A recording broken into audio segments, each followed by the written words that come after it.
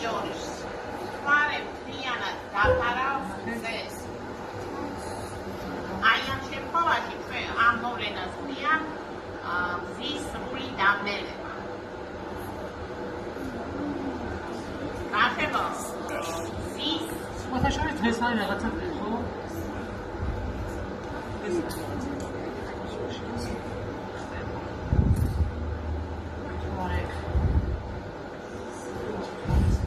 მზის ნაწილობრივი დაბნელება.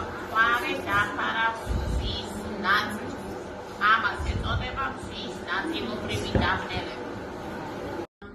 ახლა რა უნდა ვიცოდეთ გალაქტიკასთან დაკავშირებით? ის სამწვერი გალაქტიკის გადასახადს მდებარეობს მზის სისტემასა და ჩვენთან ხარ.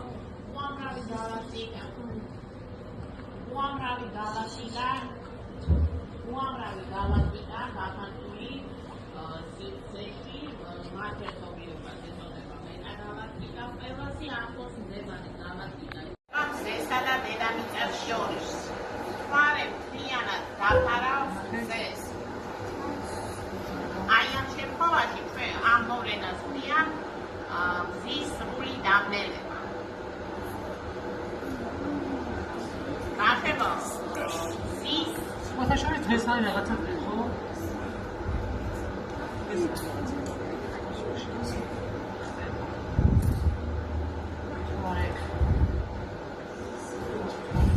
მზის ნაწილობრივი დაბნელება.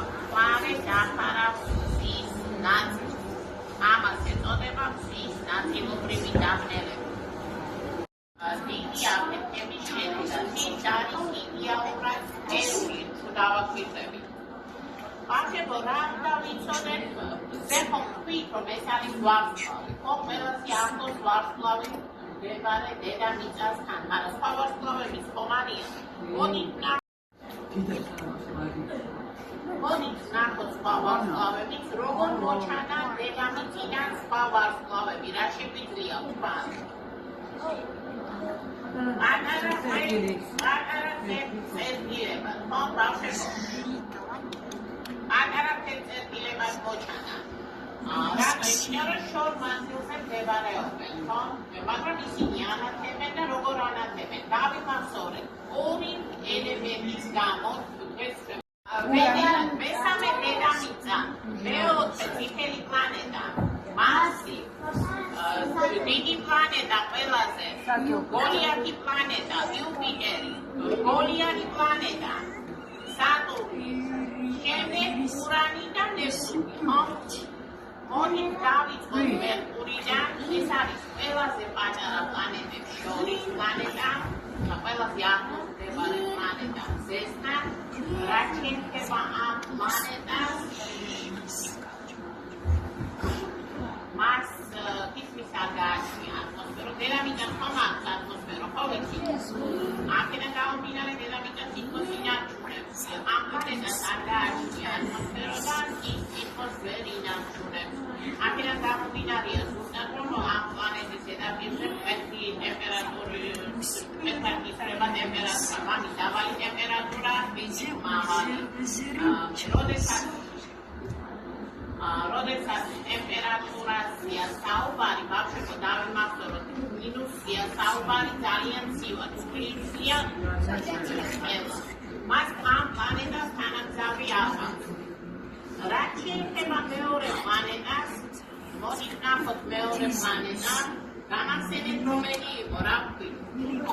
პლანეტა.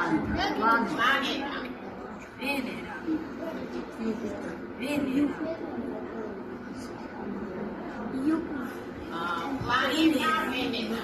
დედამიწის დოქტორს უწოდებენ ამ პლანეტას, ისინი გამომდინარე, რომ იგი შემადგენლობით ეს ორი პლანეტა ერთმანეთს ემსგავსება. ვინაიდან ჩვენ პლანეტაზე დაგვირვება, შეიძლება გამოჩნდეს ან საღამოს თავზე, ან დილის თავზე განხილვისას და რაც შეეხება ამ პლანეტას, თეთრუბლებშია გაყრეული თეთრუბლის ელიფენა ფარასა, აქედან გამომდინარე მისი შესწავლა საკმაოდ გვიან მოხდა, ხოლო კოსმოსის შესწავლის ტექნიკის განვითარების შემდეგ და რაც შეეხება თანამგზავრს, მასაც თანამგზავრი არ აქვს. ბავშვებო, რა შეგვიძლია ვთქვათ დედამიწასთან დაკავშირებით. მასთან ამზავი ყავს? დიახ. რამთია თანა? თვარე. Poczekaj, proszę wychodź. Odnachywali miliardy zysków წარმოიქმნა დედამიწა და მალევე შეიძინა სწორად თავისი ერთადერთი ბუნებრივი თანამგზავრის, თუმცა ხელოვნური თანამგზავრი ბევრი ყავს, ხო? ძალიან დიდი ნაწილი წყლით არის დაფარული, სადაც 70% ძალიან დიდი ნაწილი, რომელიც წოდეთ. ბავშვებო, ძველი დროიდან მოყოლებული, ხომ იყო ასეთი ხანა ანტიკურ პერიოდს უწოდებენ, აი თუნდაც ძველი დროიდან მოყოლებული, სამყაროს აგების მოდელად ავიხედოთ ზევით, იკვრებოდა გეოცენტრული მოდელი. გეო ნიშნავს თარგმანში დედამიწას, ხო? ანუ რა იყო გეოცენტრული მოდელი, რაც ნიშნავს დედამიწა იყო შუაში სამყაროში და მის განშემო მოძრაობდა მზე და დანარჩენი პლანეტები. მაგრამ გავიდეთ ჩვენ ახლა რომელ საუკუნეში ვიმყოფებით? აი თუნდაც 5 საუკუნის წინ ცხოვრობდა პოლონელი ასტრონომი ობერლინი მე-16 საუკუნის შუა წლებში. მან გაადასტურა ორბიტის არსებობა. ორბიტა რას ნიშნავს? ეს არის დედამიწა დაეჭირა მის გარშემო მოძრაობისას. და ის იკვრება სამყაროს აგების ჰელიოცენტრიზმი, ანუ ჰელიო თარგმანში ნიშნავს დღეს, ანუ რას ნიშნავს? მოდით ნახოთ, მზე არის ცენტრი და მის გარშემო მოძრაობენ პლანეტები. მე-16 საუკუნეებიდან დავიმახსოვრეთ სამყაროს აგების მოდელად იკვრებოდა გეოცენტრული მოდელი, ხოლო მე-16 საუკუნის შემდეგ იკვრება ჰელიოცენტრული სამყაროს აგების მოდელი, ანუ მზე არის ცენტრი. 88 თანავარსკვლავედი, აქედან 88 და აქედან 48 ცნობილია უძველესი დროიდან.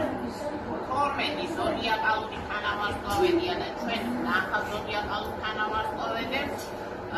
დანარჩენი თანამედროვე თანავარსკვლავედებს მიეკუთვნება მე-19 საუკუნეში იყო შემოღებული.